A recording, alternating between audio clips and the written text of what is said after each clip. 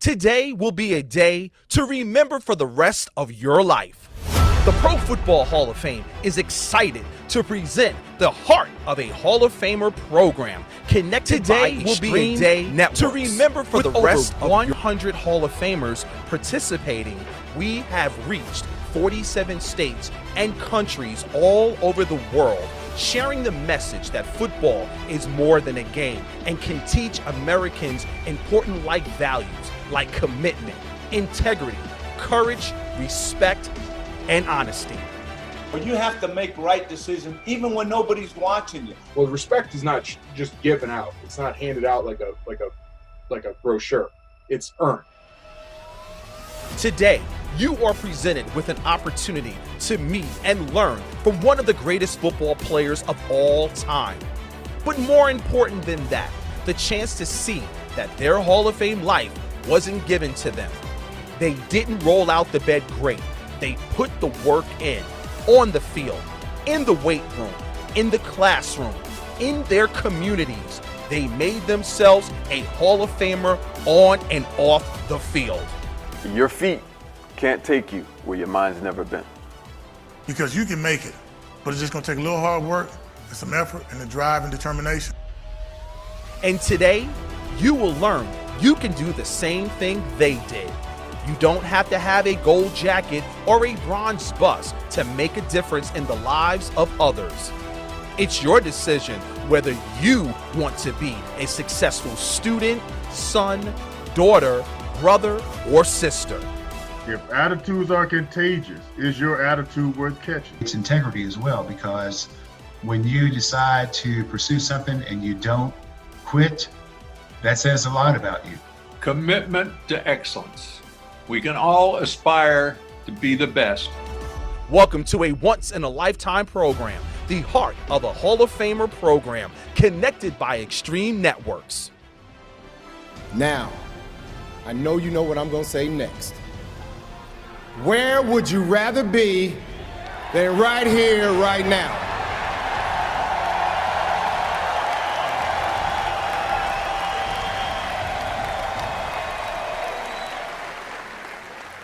As I look back on my career, again, I see a small town kid with a dream of someday being great, making a difference in his community, and most of all, making his parents the proudest people on the planet.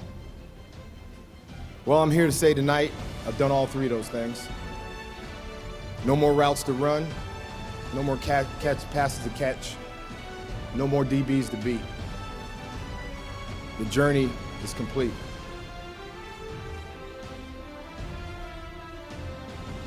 Dad, I can still feel that hand on my shoulder. Thank you, Allentown. Thank you, Kutztown. Thank you, Canton. And most of all, thank you, Buffalo. I love you.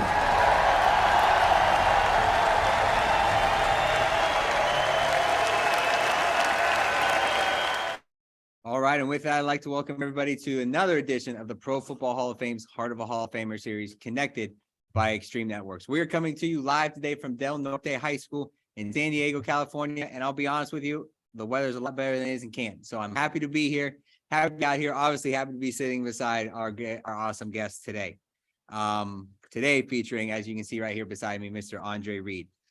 My name is Jake Ray. I'm the Youth and Education Manager at the Pro Football Hall of Fame in Canton, Ohio. And I'll be moderating the session today, asking the questions, getting all the great feedback from the students we have tuned in today. And a little bit about the Pro Football Hall of Fame. It's our mission to honor the heroes of the game, honor the greatest of the game, preserve its history, promote its values, and to celebrate excellence together. And those values we promote are those of commitment, integrity, courage, respect, and honesty, all of which gave the opportunity for Mr. Reed right here to get that gold jacket, get that ring of excellence, get that bronze bust, but that also made him a great person off the field. It made him a great father, great brother, son, husband, member of his community, and truly a great Hall of Famer today. So I'm excited to hear how these values impacted our guest here, Andre Reed's career, both on and off the field. But before we get started, some thank yous I'd like to pass out. First and foremost, I'd like to thank our great partners at Extreme Networks for everything they do for us at the Pro Football Hall of Fame. This program, this opportunity for students all over the country wouldn't be possible without their support. So Extreme Networks, thank you for everything you do for us at the Pro Football Hall of Fame. Secondly, to our teachers, administrators, educators, anybody that allowed us to be a small part of your students' learning experience, I want to thank you so much for us getting the chance to do that. And to all the students and staff here at Del Norte, thank you so much for allowing us to come into your school to host this program. And then lastly, got to thank the students. Without you guys, this program doesn't take place. Nobody wants to hear me talk for the next hour. Nobody wants to hear me ask questions. We want to hear all the great questions that you have. So we're going to take questions from our live audience here in California. We've got a bunch of great schools connected in. You're going to get the chance to ask questions as well. If you're a view-only participant, and you got a great question, put it in the chat function. If you're watching us live on YouTube, first off, thank you so much for tuning in. And then secondly, if you have a question, go ahead and throw it into the live chat there, and we'll see if we can get that as part of the program. If you're taking pictures, videos, anything today, make sure you're tagging the Pro Football Hall of Fame at Pro Football HOF on all social media channels.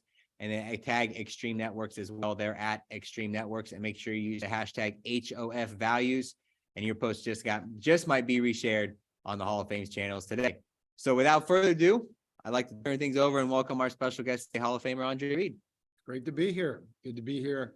Good to see you, Jake, in some warm weather, man. Yes, I'm truly excited about that. So Andre, you've done the program many times before, and we always like to focus on values. Right. So out of all those values I mentioned, commitment, integrity, courage, respect, and honesty, is there one that stands out to you the most as kind of the most important? To me, I think the one respect, because in this world today, all the other values really are underneath that word respect. Because if you respect yourself, you respect other people, you respect your family, everybody around you, all those other things, kind of fall into place.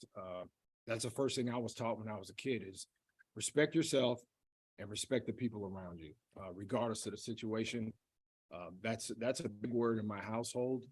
It's a big word, I'm sure, in every school and at every table when they're eating every night. That word respect, because it goes a long way. How did you get implemented on the football field, and then after your career was over, being able to implement that in your non-football life? Well, every opponent I went against, regardless if it was Deion Sanders or Rod Woodson, there was a certain amount of respect that we got from each other. And when we competed with each other, that respect came out on the field. And that's the first thing that I wanted to get from my opponent is respect me as a player, and then everything else, we can work with everything else. So as far as now, I mean, it still holds true. It's the biggest word that I put at the top of everything, because once you wake up every day, every morning, there's a respect factor that you have to have before you go out in the world. And all the pressures of the world, all the pressures of everything going on, that word is really a big thing. Now, obviously, you've reached the peak at an individual level of the game of football, getting inducted into the Hall of Fame. So you've had a career where you've seen this idea of respect, come into play. We've got a bunch of high school football players in front of us here who, they're just at the beginning of their football career. They're starting to look at colleges, what they're going to do with the rest of their lives. What would your message be to them and all the students we have tuned in about, we can talk about how important respect is, day in and day out, but what are those real life examples? How can somebody, high school, middle school, take that idea of respect and use it in their lives? Well, you first, I think once you get to this level, you're in high school, you got so many things going on in your head. This world is a little crazy. It's about putting pressure on kids to be this, to be that. Work within your own limits. You're the only person that can limit yourself. If you want to go to college, that's really what your parents would love for that to happen. College is the most important thing to them, getting an education. And what I tell, high school students that think they have everything or they're this and they're that, I go, once you leave these doors, it's a different world. Once you leave the front doors of your high school, the world is pretty bold. And it's gonna, if you're not ready for it and you don't take the steps to be ready for it, you're gonna have a rude awakening, because it's a big world. Now, for you, obviously you come from a small town in Allentown. You go to a Division II school at Kutztown, and you get drafted to Buffalo, which probably isn't in the top 25 biggest cities in the country. Now, it's definitely bigger than where you came from. Yeah. But still not huge. But to you, it probably seemed like it was this huge city, the bright lights and everything. How did you adjust going from the small hometown, the small Division II school to the big bright lights of Buffalo? Well, I was fortunate that, Buffalo it's a small town. And like you said, it isn't LA, it isn't San Diego, it isn't Dallas, it isn't DC, it's Buffalo. It's a lot of snow, but some of the greatest people I've ever met. As far as sports, a sports town, to me, the number one sports town as far as football goes, and how they, the Bills Mafia, how they just support their team. They go all over the country. They would go on Mount Everest to support that team if there was a game up there. But I was put in the right situation, and it seemed like everything fell into place with the team, with the city. And coming from a small town, I wasn't fazed by it. I came out of high school as a young 18-year-old kid. And was I sheltered? In a way, but I think all the different experiences I had in my life got me ready for, what I was gonna, accomplish. Now we're in that phase of the year. We're ending, college football's coming to an end. Playoff just got announced. Heisman finalists got announced.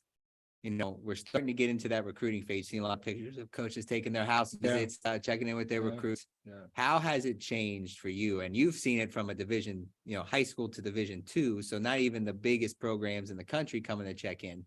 How has it changed from recruiting when you were coming out of high school to what you see nowadays? Social media. Social media is a big thing. There's a lot more ways to get out there, a lot more ways to be noticed. When I came out, it was, hey, do you want to go to this school? Okay, that's it. There was cut and dry, pretty cut and dry. So all these kids have more opportunities, not only to get themselves out there, but to showcase whatever they have in the classroom, on the field, to show what they have. That's just the bottom line. And that's just the way this world is now. So take advantage of it. Take advantage of it. Put the blinders on, go straight forward, and, make sure you're ready for it. All right. With that, we're going to jump into some questions from our students. We're going to start right here in front of us out in San Diego. So whoever's got a question, go ahead and raise their hand. Don't everybody at once. All right, go ahead. Go ahead, man. The hard times. That kept me motivated because I knew there was going to be hard times. I mean, I grew up in a interracial family, and it wasn't a walk in the park every day. Sports had a way of really kind of masking that. I knew it was always there, but I had some great people around me that always looked for my best interests. And people can look at you for your best interest and look at you, but you got to be willing to give that back. Because if you don't show it, they're not gonna put their efforts into you. So you have to be very disciplined. And I know that's a big word, discipline. It's every day of your life. You have to have a certain discipline every day of your life when you wake up. There's things to do. You got to be disciplined to do them. And you're not going to always win. Everybody says, yeah, winning is everything. It is everything. But winning teaches you a lot, and losing teaches you a lot. And we've all lost. Michael Jordan missed 6,000 shots. Tigers missed putts. All the greatest athletes have been at a time where they felt maybe they may have questioned themselves about something. But I think their mental drive, the people around them, and how they go about doing their things every day make them great. Talk about the idea of learning from losing. Not to bring up a sore subject, but we've talked a lot, obviously, and mentioned it a little bit. Coaches in here, kids are a little young, but went to 4 straight Super Bowls. Yeah, didn't win any of them. And we've talked before, about this, but just for everybody tuning in today, what did you take away from that? Those, that's not a small feat. No one's ever done it. So what did you take away from that experience in your career? These kids weren't even born when I was, I think it was just a journey for me. And we talked about the little town I came from. I wasn't supposed to make it. I was just supposed to be a stat, believe it or not. And I had to take that in the hand and go, you know what? Yeah, I was supposed to be a stat, but look at me now. That stat didn't work.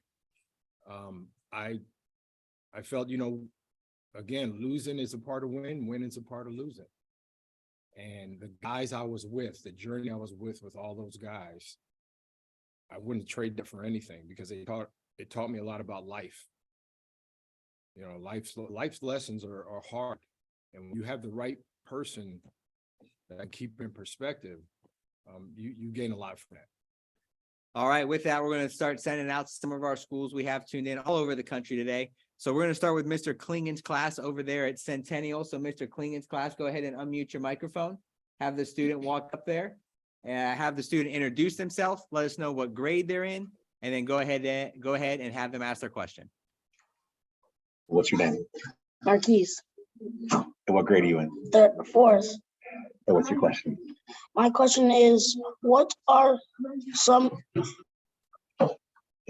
examples of times you had to persevere through adversity? Good question. Well, as an athlete, we know we get injured, right? Everybody in this room has probably been injured. So after an injury, you tend to doubt yourself. In a way, you doubt yourself until you get back out there and figure out how to redo it again. That's life. Life is a redo. Every day is a redo. You might have did something the day before good, but the next day there's different challenges of maybe the same thing you did good. And if you don't do it right, then you got to redo. You re-up. So I felt that every time I did succeed, that I had to figure out how to keep succeeding and know that somewhere down the line, through that succeeding, all the stuff that doesn't happen well for me, I'll be able to get through that. Awesome. All right, next who we're going to go to is Hempfield High School up in I guess up. Usually I'm used to saying over. Would be way over in Pennsylvania here for our next question. So Mr. Wise's class, go ahead and have a student step up there to the mic, state their name, the grade they're in, and then go ahead and ask their question. My name is Eddie. I'm in 10th grade, and my question is, who do you think is the best receiver in the NFL currently? Uh-oh. The NFL as a whole, forever? I think currently. Let's go right now. Right now? There's a lot. There's a lot of them, bro. That's a tough question. Every receiver in the league now does something better than the other one. Probably my top five. This is just five guys. I'm not going to name them not in any order. I got to go with my boy Stephon Diggs, of course, because he plays for my team that I played for. Devontae Adams with the Raiders. Who else right now is playing? I mean, Cooper Kupp was good until he got, still great until he got hurt. Man, who else? I like Debo. I like Debo Samuel because he could do everything. And I can hear these guys. You got there's Jamar Chase, there's Justin Jefferson, Jay Jettis and Chase. They went to school together at LSU. They're great players right now. But people don't realize that the game is different. The game is a lot different now than it was back in 1990. And I came in 85. So offenses are different. Rules are different. They have targets now. I mean, they didn't count targets for me. Just here's the ball, catch it.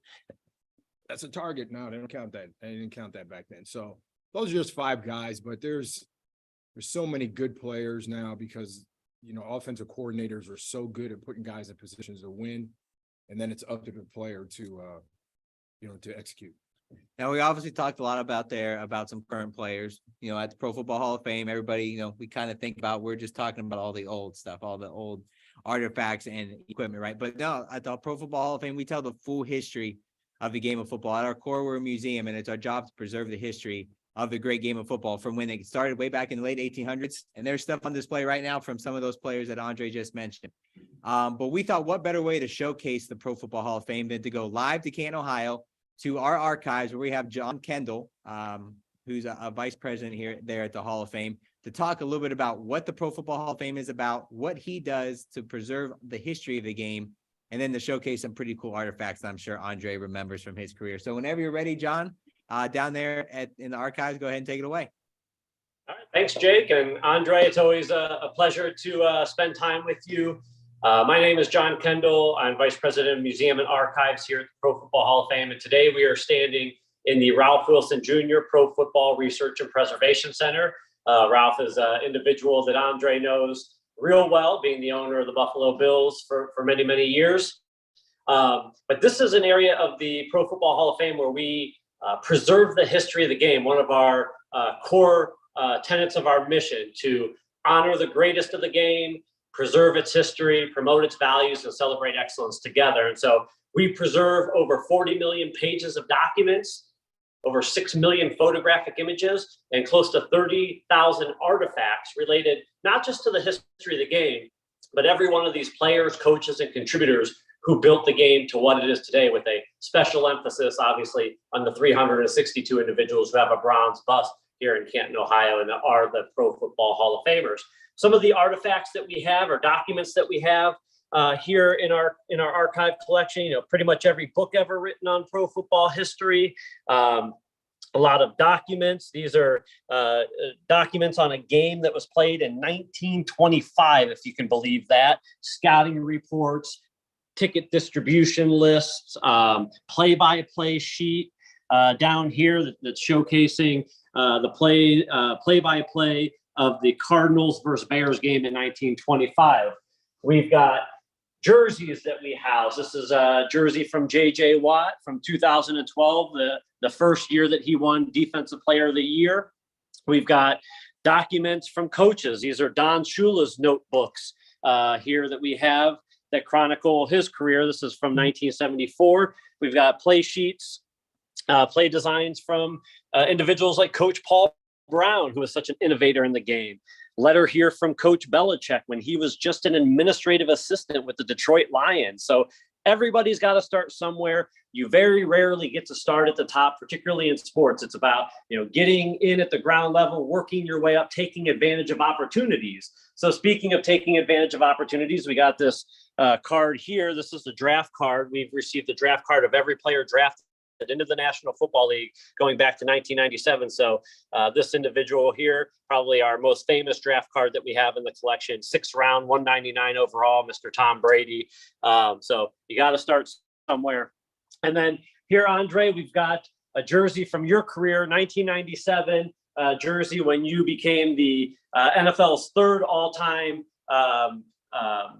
passing yard receiver in NFL history. And then I don't know if I've ever shared this with you, Andre, but you may have in some of the times that you've been to Canton. This is your scouting report from when you were coming out of Kutztown. And I love, really a great scouting report, but, the summation here, a very gifted athlete, has rare speed, can catch, very good QAB, is willing to block and is an effective blocker, will catch in a crowd, exceptional initial quickness and line release. Production is somewhat limited due to the style of offense that they played. You were in the wing T at Kutztown. And then effective runner on reverse, very impressive ability to run after the catch, which was your calling card in the National Football League and obviously in college as well. So one of the questions that I have for you is, a lot of people will talk about the disadvantages of coming from a small school. Can you talk maybe about some of the advantages or some of the things that you learned coming from a smaller school and then going into your career in the National Football League? That's a great question.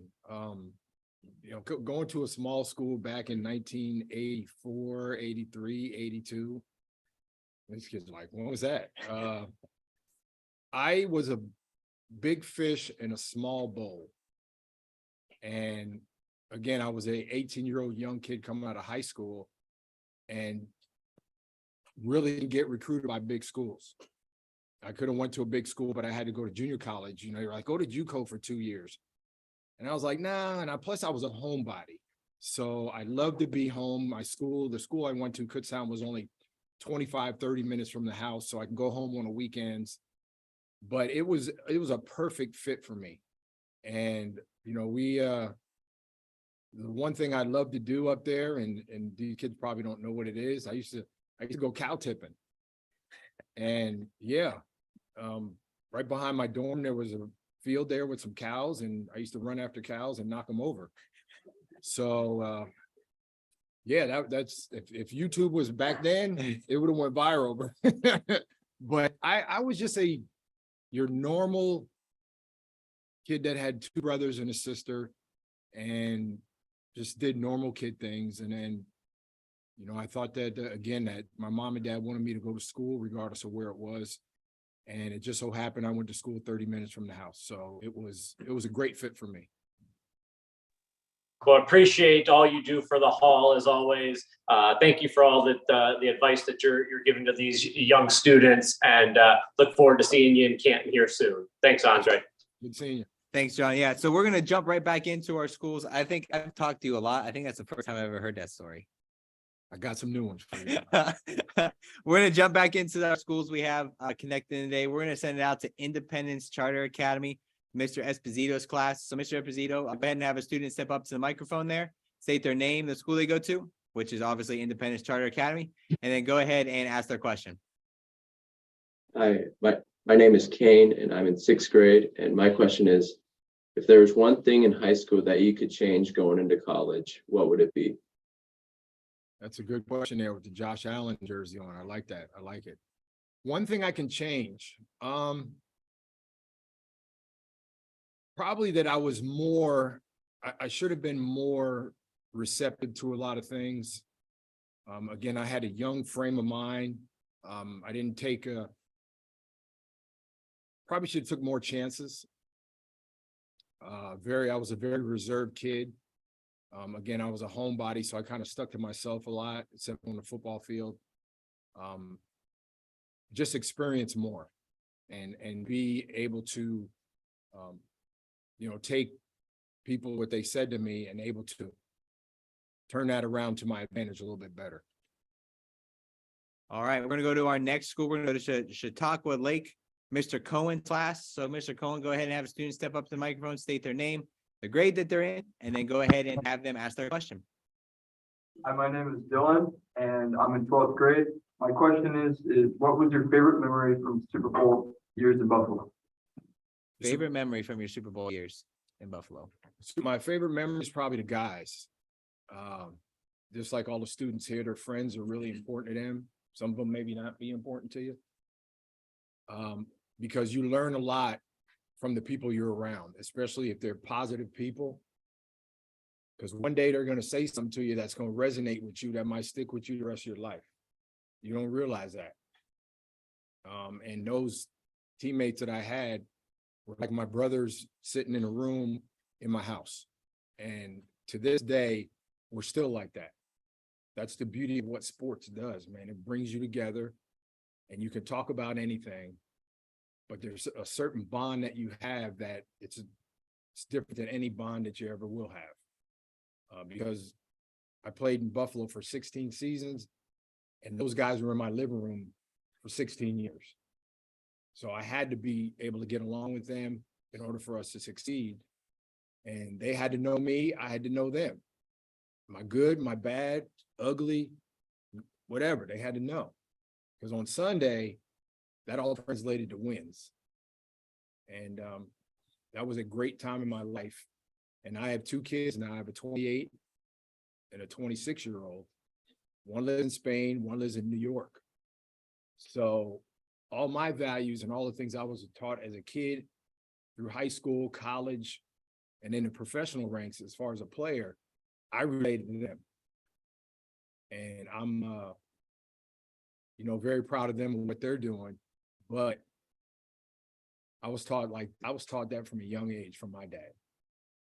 So you guys out there, everybody out there watching, listen to your parents. You might not like everything they say, but they're looking out for you. They want you to do good. You talk about that bond. I got a question down here. During your enshrinement speech, we didn't show it, but we've shown it before. You had Jim Kelly come up, throw you one last pass on stage, and during your enshrinement speech. Why was that important to you, and what did that moment mean for you personally? Well, I wouldn't have this jacket, this ring, and that bust back in Canton if it wasn't for him and the good graces of God up above.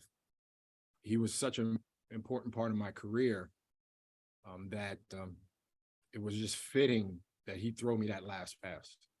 And you know, back then, Jim was not feeling too well. He was in the first stages of jaw cancer, and he wasn't even supposed to be there. And I remember talking to him probably a couple of weeks before that.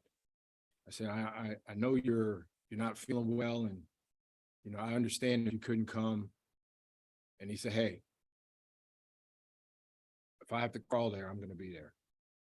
And he was there. So it was really fitting as a tribute to him to be there like that. And then have all your other teammates and fans and all that. It was the best time of my life. Definitely. Can you reflect on, because we see it on TV, obviously us at the Hall of Fame, we see it, that's what we live every day. Yeah. But what is that moment like on stage when that cover comes off the bus, or when you get that jacket put on you at the gold jacket ceremony? We see this awesome moment on TV, but what's that moment? What are those 5 minutes after the speech like? What is it after you walk off the stage after the jacket gets put on? Is there relief? Is there, do you see your career over, kind of come to culmination right there? What's that moment like? I think when that happened, first of all, when they took off the covering and I saw my face, it's like your whole football life flashed before you, from Pop Warner to the last pass you caught. And then 5 or 10 minutes afterwards, you kind of say, what am I doing here? At the Gold Jacket luncheon there at the Merlin Olsen luncheon every year, it's fitting that really comes to fruition. That part comes in as soon as you stand in there, you sit in that room. For everybody out there, there's a room in the hall during the Hall of Fame week that's called the Gold Jacket Luncheon. Merlin Olsen Gold Jacket Luncheon. Nobody else is allowed in the room. No media. There's no, like if a fly came in the room, they had to kick him out. So there's nobody in the room but 100 gold jackets, greatest players ever to play the game. And I sat in there, and every year something just comes in my mind and saying, what actually am I supposed to be in this room? With Joe Montana, and Jim Brown, and all these guys that I emulated and wanted to look up to, and I looked up to them. That's a moment that not too many people get. And to be in that room with those guys, and they're your brothers now, because there's only 362. There's 180 standing up. And as a 15-year-old, I never would have thought that I'd be a part of that. So it's a special time. We got a question coming here. I do apologize for keeping looking at my phone here. That's how I'm getting some of the questions sent in. We got a question here. This is from Maple Heights, a school that's tuned in. Sean wants to know, what year did you feel the most pressure by opponents, and how did you overcome that pressure? So when, you get into your career, obviously, you have your rookie season, couple seasons after, that K-gun offense starts to come in, and then Andre Reed career takes off. Yeah. When was it, did you realize, well, hey, there's more DBs covering me now, or now I got the number one on me? Yeah. What was that moment like? Was there like, all right, it's about time. What was that moment like? It was all right, but it was like, I got to work harder here. Probably 1989, when our franchise started changing. We had Jim that came in the USFL draft. We got Jim in 86. Me and Bruce were already there. 87, we got Thurman Thomas. Or 88, we got Thurman Thomas. 87, we got Cornelius Bennett. So the ball was rolling, and then all the pieces were starting to come together. But the big thing about that is you can put all the pieces together, but are they all willing to work together? And that was the big question for all of us. Is we got a bunch of egos. Everybody wants to be the man. Everybody's this, everybody's that. Can we all work together and put it together to win games? And that's why Marv Levy was such a great coach, because he was able to kind of keep our egos intact. I mean, did we have egos? Yeah. We had there were some big egos in that room. But I think in order for us to win, we had to suppress those egos. And when it came to Sunday, man, it's time to go. It's time to roll out. All right, we're gonna go to our next class. We're gonna head out to Westfield School with Mr. Cooper's class. So, Mr. Cooper, go ahead there, unmute your microphone, have a student step up, state their name, the grade that they're in, and then go ahead and ask their question.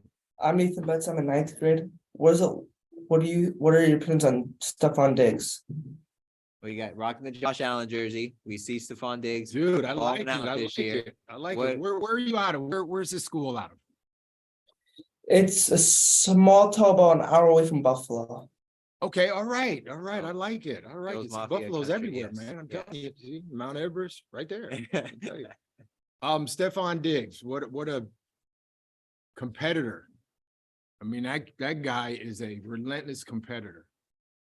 I mean, did you see? Obviously, you probably saw the Packers game. He didn't even get out there on the field before he was all jaw japping with Jair Alexander, and that, believe it or not, that is such a big part of their team and what they do. Great route runner, 50-50 balls he usually gets. Just a great team leader. He became a team leader more and more the past couple of years that he's been there. Head coach Sean McDermott really relies on him. Now as a veteran on the team, if things are going wrong, that he's that guy. And I think he's embraced that. And his play on the field shows, and what he does off the field shows too. I like that you mentioned that. You see the moment with Jair Alexander, the high competitiveness on the field. But then you see a video of him pregame grabbing a kid from the stands and running out to midfield and playing catch. Yep. As a person who's been in the league, how important is it to not so much like be able to turn it on and off, but just know that, at the end of the day, it's a game, and there's 60,000 people there that paid to watch you play a game. Yeah. How important is it to kind of take a step back and make sure you're interacting with the fans, Yeah, especially Bills Mafia? You're just you're a person. I mean, it's not like you got 5 legs and 20 fingers. Well, you got 10. You got 2 pair of hands out there. He showed that he's just as normal as anybody else, and to interact with the fans and do the things he does, and then play well too. That says a lot about him as a person. Absolutely. Yeah. All right, we're gonna go out to Sheridan Hills for our next question in Ms. Barris' class. So Ms. Barris, go ahead and have your student step up to the microphone. Go ahead and unmute it. Have the student state their name, the grade they're in, and then go ahead and ask their question.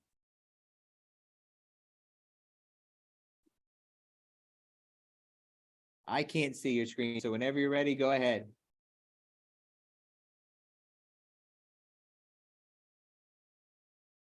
You guys there? All right, we'll come back to them. I got another question here that was sent to me. This is from Mary C. Williams Elementary. Talk about a lot of successes, but we gotta talk about the other side. What was the question is biggest fail of your career? Biggest fail, obviously the 4 Super Bowl losses in a row were failures in a way, but that really brought us together as a football team. And, for all these students here, again, I talk about the failures. It's not what you do when you fail. It's what you do after the failure. Because life is a constant pat in the back and a kick in the you-know-what. How do you deal with that constantly?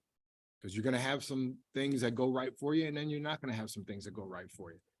And I think it's up to the parents to really instill that in their kids that you're going to take some L's. As a matter of fact, there's an L waiting for you probably later today. You don't know. How do you deal from that? How do you deal with it, and how do you come back from it? And that's in here. That's the people around you. Those are the people that get you right.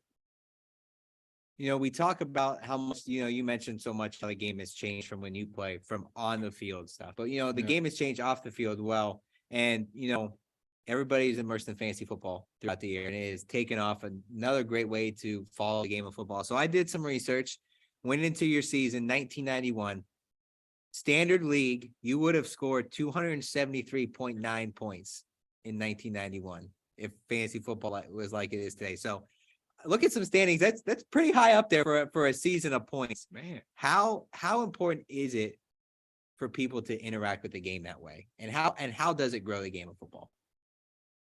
The number 1 sport on the planet. I mean, it just the World Cup is going on, and it's probably, as far as fans go, the World Cup is worldwide. But let's face facts, man. Football is king when it comes to in America, and probably even over there. It's not king over in Europe, but with the games that go on over there in Germany and in Spain and wherever the games are, people wake up every day and want to know how their fantasy football team's doing. Probably the kids that are in the fantasy football. Everybody's shaking their head. Yep. Right. So that kind of gets their day going. They get their day going and find out this weekend, I got to take this guy off and put this guy on. That kind of gets, and that's what football does. I know during the pandemic, it was really tough that we thought that football was going to be canceled. Football is the meat and potatoes of the United States. People wake up with it and they go to sleep with it. If it's a good day for your team and they win, you're going to have a good week. Right? When your team wins, you guys come into class like, what can I do? What's up? I could do extra work. I got that. When they lose, I ain't doing that extra work. I'll do that next week when my team wins again. But that's just the fiber of this country is people's lives are wrapped around sports and wrapped around the game of football. More than any other sport, if you ask me. I got some other questions in here. This year, both from the Fred Hill School. A good kind of beginning and end of career question. Mm-hmm. What encouraged you to start playing football, beginning of your career, whether it's Pop Warner or whenever you started? And then how does it feel to be in the Hall of Fame? Both ends of the spectrum. Wow, there's a lot of stuff in between the two, right?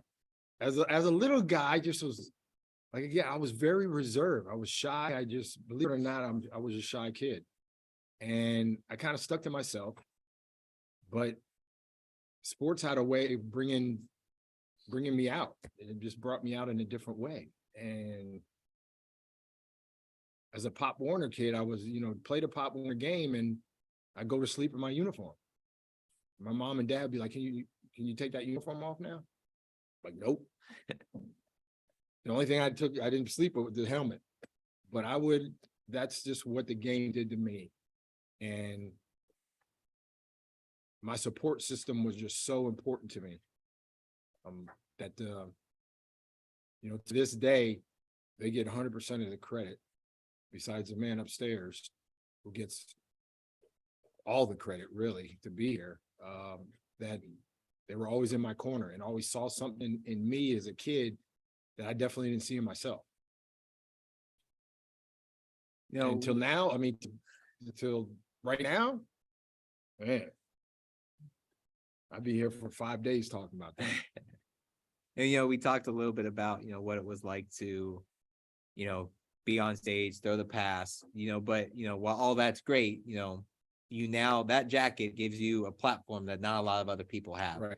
And, if anybody did any research, they know that you're big in working with the Boys and Girls Club. Credit the Boys and Girls Club for really the person that you grew up to be. Yes, sir. We've got to do some work at some local boys and girls clubs in Stark County. How important is it to give back to the community or the organization or the parents that helped get you to where you are today?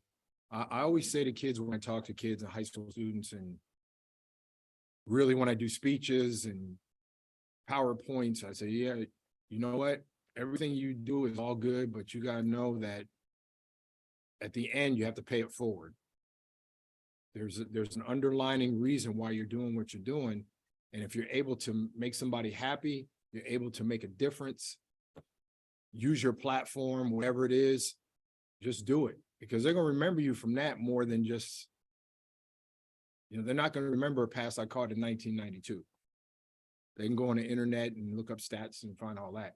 But they remember, your kid will remember that I said something to them at a Boys and Girls Club, and now they're the CEO of a company. That's really what the big thing about being a Hall of Famer is. It's that impact you have is helping people find themselves when maybe they don't know who they are. And, we do a presentation for groups that come on field trips or do virtual field trips about the Walter Payton Man of the Year. And we show a video of LaDainian Tomlinson, and he talks almost word for word exactly. He's like, the stats, the highlights, those will all eventually fade away. Fade away, yeah. But it's the impact that you leave on the community that somebody's going to remember for the rest of their life. And I think that summed it up perfectly there. Got one more question we want to get to. We got one more school, interactive school we want to get to. This is Norton Elementary back in Ohio for our next question. So Ms. Gable, go ahead and unmute your microphone, have the student step up, state their name, the grade that they're in, and then go ahead and ask their question. Right here. My name is Griffin. I'm in 4th grade, and my question is, how important do you feel accountability is on and off the field? Accountability on and off the field. That's a big question. That's a great question, man. Dude. Accountability. That's one of the Hall's values. It just isn't in there, but that's one of them because, yes, accountable. Are you accountable for your actions and all the things you do? Do you own up to what you do? That's really what accountability is. And every day you wake up, you are accountable for something. It's very important in life, not just sports, but in life. Because you're going to find out that everything you do, there's going to be a bottom line to it, and you're going to be accountable for that line. So if it's good, the accountability is good. If it's bad, then we need to talk about that accountability. So remember, yeah, that's a great question there. Just remember, being accountable is going to propel you forward to being a successful person in life. You know, and you talk the idea about accountability, and it's always great to have somebody to help you with that. Yeah. You know, that person that you can go to says, hey, I need help. Hey, I got a question. And that's important at any level. So can you talk a little bit about how teamwork plays into that? You know, we've got a football team here in front of us that hear the idea of teamwork stress day in and day out to them. How important is it to kind of combine the two, teamwork, accountability, and work with the people who have the same goal in mind that you do? Yeah, because you win as a team, you lose as a team. And when one of those things happen, somebody's accountable for the wins, somebody's accountable for the losses. Believe it or not, that's just the way it is in sports. But you, within yourself, you got to realize that every time you do something that you're ready to go, and whatever happens, that you own up to it. And I think nowadays our kids, sorry guys, but they're not accountable. They're not. There's a lot of kids that aren't accountable. They go, well, something happens, they go, that wasn't me. Or it happened, and again, I had nothing to do with that. But you have to be accountable because it'll help you be successful in the long run.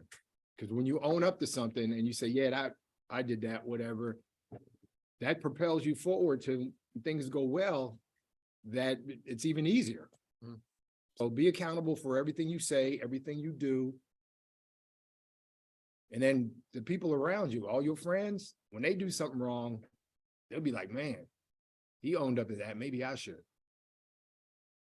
That'll help you. Get through high school, get through cuts down, get drafted to the NFL. And we always find it interesting. You know, what was your welcome to the NFL moment? What was that moment where you had to step back and go, all right, I made it. This is the real deal. What was that moment for you? All right, I'm here, but there's guys that are just as good, if not better than me. So I got my work cut out for me. And I was a very relentless guy. I did the things that when nobody was watching. So I was the guy that was on the field and all my friends were out doing other things. I was like, nah, man, I gotta get ready for this, bro. I gotta get ready for this. I got time for that later. And when I go back home and I see some guys that I haven't seen in 20, 30 years, they're like, how did you do all that? You know, what was your mindset? You know, did you do something differently than anybody else would? I said, yeah, I focused. I had focus. And whatever that focus was, I didn't let no come in. I didn't let quit or no come into my vocabulary.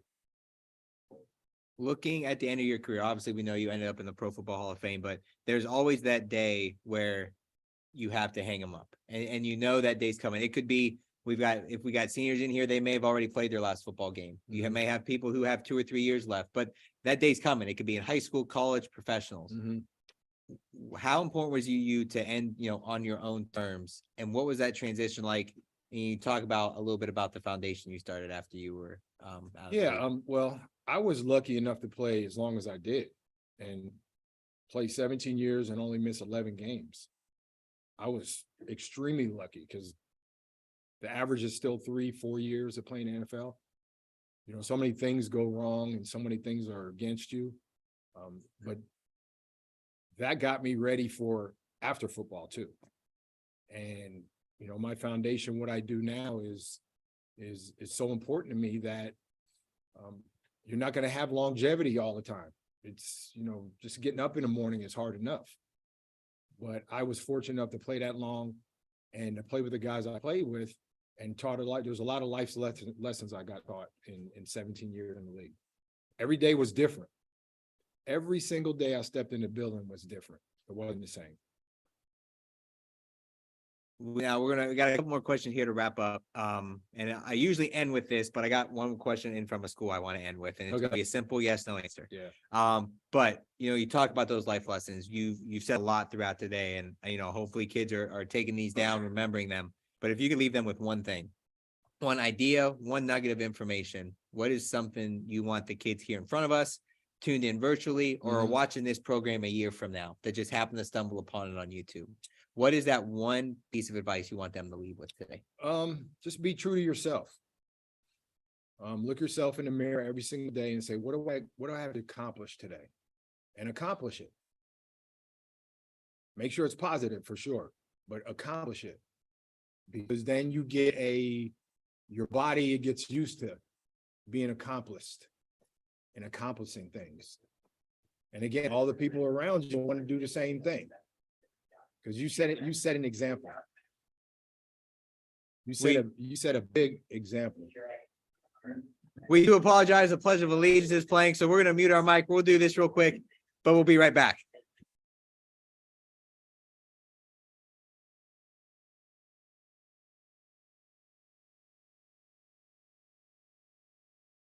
So we do apologize for that. So you will hear the announcements going on in the background here. But as we wrap up the program today, question I got, simple, and I think I know the answer to this. Buffalo Bills, Super Bowl champions, yes or no? Of course, yes. That's what I figured the answer would be. I'm going to say yes.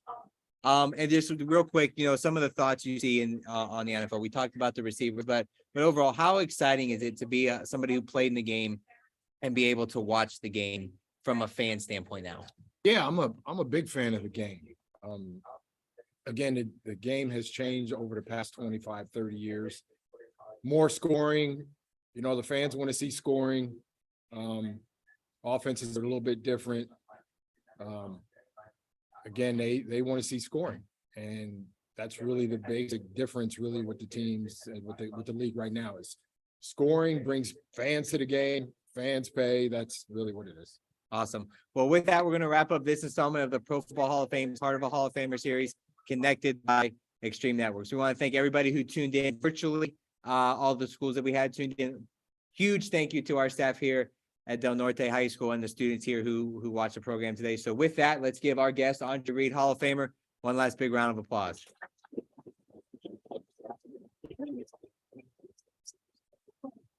Again, thank you, everybody. Make sure you stay tuned in. We do these programs throughout the entire school year. So if you're tuned in virtually, make sure you look out for that information for our students here. Again, thank you so much.